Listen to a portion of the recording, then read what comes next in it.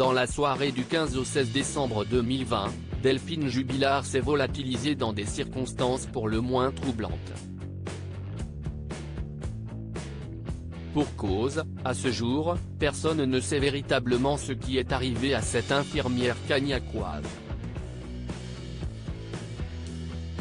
De ce fait, beaucoup de Français sont aujourd'hui, comme la famille de la mère de famille, en quête de réponses.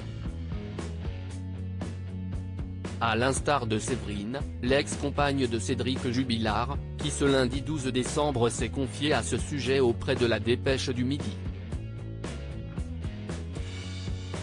Après avoir raconté qu'elle n'avait jamais aperçu les traits d'un coupable sur le visage de Cédric Jubilard, Séverine s'est ensuite un peu plus penchée sur l'issue de cette affaire judiciaire. Comme tout le monde, je souhaite que l'on retrouve Delphine, pour ses enfants d'abord, a-t-elle concédé. Et il faut arriver à savoir ce qu'il s'est passé.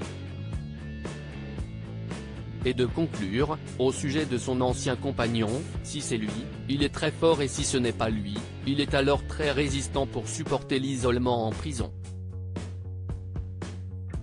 Séverine, retour cette troublante proposition faite aux enquêteurs toujours auprès de la Dépêche du Midi. Séverine a ensuite partagé d'autres révélations concernant l'hypothèse selon laquelle elle aurait un lien avec la disparition de Delphine Jubilard. Si elle a rapidement rappelé avoir fait la connaissance de Cédric Jubilard après la disparition de Delphine, cette dernière a ensuite révélé cette proposition qu'elle avait faite aux enquêteurs afin de balayer tout soupçon à son sujet.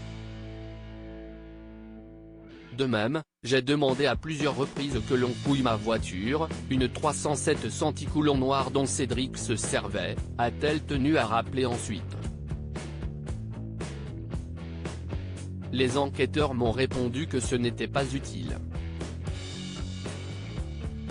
En revanche, ils ont fouillé la voiture de mon fils alors que Cédric ne l'a jamais utilisée. Pour rappel, Cédric Jubilard demeure présumé innocent des faits qui lui sont reprochés par la justice jusqu'à l'annonce du verdict. Crédit photo, capture d'écran BFM TV.